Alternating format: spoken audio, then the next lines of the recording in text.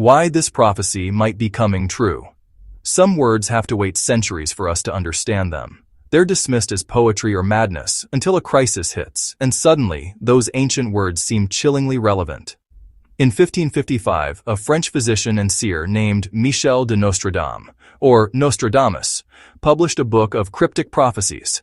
He claimed they stretched thousands of years into the future, possibly to the year 3797. For nearly 500 years, his legacy has been debated. Believers credit him with foretelling everything from the rise of Napoleon to the terror of Adolf Hitler and even the 9/11 attacks. Critics and most scholars argue that his verses are so vague you can make them fit any event after it happens. But one prophecy, a description of a major European conflict, is making people look twice. It describes a war that doesn't end in a clear victory, but drags on until both sides are simply broken.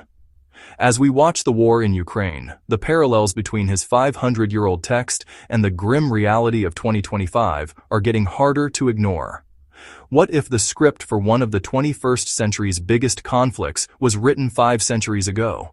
His words are starting to look less like a prophecy and more like a news report. So, who was this guy anyway? Nostradamus lived in 16th century France. He was a man of science in a superstitious world. He worked as a plague doctor, but his path was complicated. He was famously expelled from the University of Montpellier when they discovered his past as an apothecary, or pharmacist, which was considered a manual trade, forbidden by university rules. At night, he would reportedly enter a trance and witness visions of the future, which he wrote down as 4-line poems called quatrains. He deliberately made them confusing, using word games and multiple languages, he said, to avoid being persecuted. His book, Les Prophecies, became an immediate success and has remained astonishingly popular ever since. Out of nearly 1,000 verses, one has become a focal point of speculation today. Century 7, Quatrain 25. Here's the text. Through long war, all the army exhausted, so that they do not find money for the soldiers. Instead of gold or silver, they will come to coin leather, Gallic brass, and the crescent sign of the moon. For centuries, it was just another cryptic verse, but with the war in Ukraine now in its 4th year, each line seems to be clicking into place. So, let's look at the clues. The first line is what grabs you right away. Through long war, all the army exhausted. This feels incredibly direct. The conflict that began in 2022 wasn't the quick fight many expected. It has become a brutal war of attrition, a meat grinder that has consumed lives and military hardware at a shocking rate. By 2025, reports from both sides describe exhausted troops and the grim, soul-crushing fatigue of a protracted struggle. Nostradamus didn't just predict a war, he described a specific kind of war, one defined by its grueling length. But the prophecy goes beyond the battlefield. It points to the economic ruin that fuels the exhaustion. The second line is our next clue, so that they do not find money for the soldiers. In 2025, this is a stark reality. Russia is under immense financial strain from years of international sanctions, its war effort costing a fortune. Ukraine, on the other hand, is almost completely dependent on foreign aid. As political winds shifted in the US and Europe through late 2024 and 2025, that aid became less certain, creating critical shortages not just of weapons, but of the money needed to pay soldiers and keep the government afloat. Both sides, in different ways, are staring at a financial cliff, struggling to find money for the soldiers. So, what happens when the money is gone? Nostradamus offers a third very strange clue. Instead of gold or silver, they will come to coin leather. This sounds like total economic desperation. Modern interpreters see coining leather as a metaphor for a currency collapse. Think of Germany's Weimar Republic after World War I, when hyperinflation made money so worthless it was used as wallpaper. Could this be what Nostradamus saw? A state where the ruble or the hryvnia becomes so devalued it's no more useful than leather?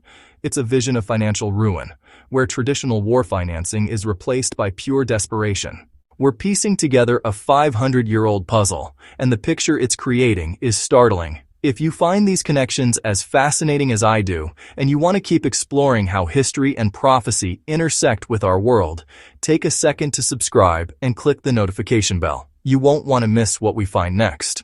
The final line of the prophecy might just point to how it all ends. Gallic brass and the crescent sign of the moon. For centuries, interpreters have identified Gallic as a reference to France. The crescent sign of the moon is widely seen as a symbol of Turkey, featured prominently on its flag. This is where the interpretation gets really interesting. In 2025, who are two of the most critical diplomatic players in the Ukraine conflict? France and Turkey.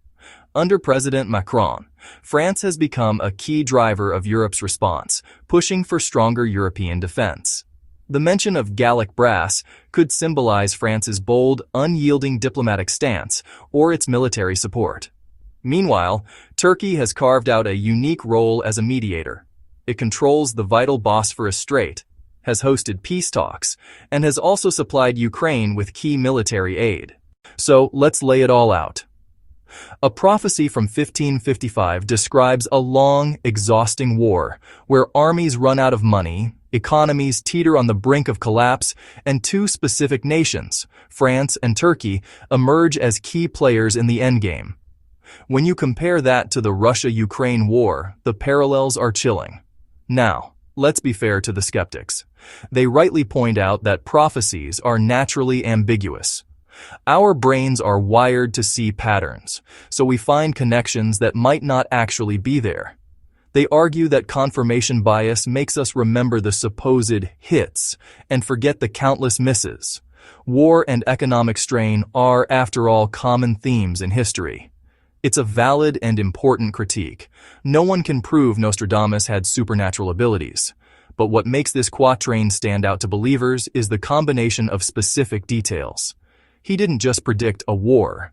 He seemed to describe a long war of attrition driven by economic ruin, and then name two powers that are, in fact, central to the diplomatic endgame. For some, stacking all these elements together is too specific to be just a coincidence. We can't know if Nostradamus truly saw a vision of our present day nearly 500 years ago. Was he a prophet, a poet, or just a sharp student of history who knew that the patterns of human conflict tend to repeat?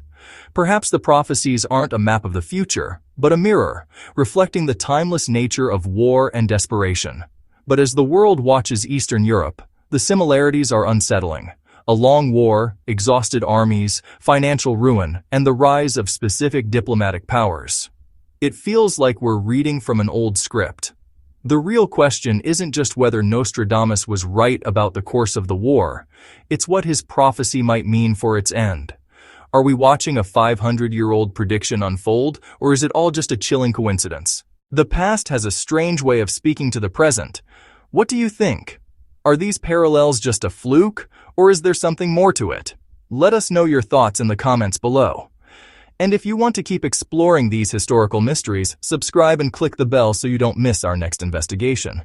History is watching, and so are we.